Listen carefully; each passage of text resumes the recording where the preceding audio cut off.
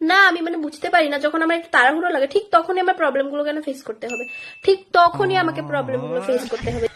ধরো যখন আমার কলেজে এক্সাম থাকে ঠিক তখনই কখনো আমি পেন নিতে ভুলে যাব, আর কখনো টাকা, কখনো ফোন, আর কখনো ব্যাগ। আধা রাস্তা থেকে গিয়ে তারপরে ঘুরে এসে তারপরে আবার নিয়ে যাই। না বুঝতে পারি না কেন যখন আমার লেট হয়ে যায়, যখন আমার তাড়াহুড়ো লাগে ঠিক তখনই কেন প্রবলেমগুলো আমার ফেস করতে হবে, ঠিক তখনই কেন। ঠিক আজকে সকালবেলাও বাবা যাবে ডাক্তার এখানে, তো আমাকে বললো রুটি বানা। হ্যাঁ ঠিক আছে, সকালবেলা এমনিতেও তাড়াহুড়ো লাগে, আর তারপরও ডাক্তার এখানে যাবে, একটা টাইম আছে, সেই টাইম মতে পৌঁছাতে হবে, তো রুটি বানাতে গেলাম। আটা, তারপর আটা নিলাম, জল দিলাম, দেখলাম জল কম হয়ে গেছে, তো জল দিতে হবে, আরো জল দিলাম। তারপর দেখলাম জল বেশি হয়ে গেছে।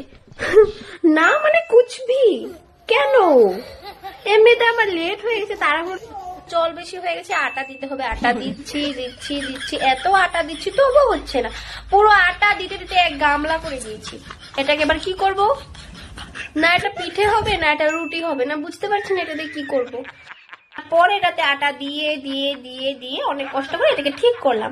না ঠিক তো হবে না, তারপর এতগুলো আটা ফেলা তো যাবে না, এটা বানাতে হবে। তারপর অনেক কষ্ট করে এটাকে 14 ঘন্টা লাগিয়ে এক গামলা আটাকে বেলে বেলে শেষ করলাম।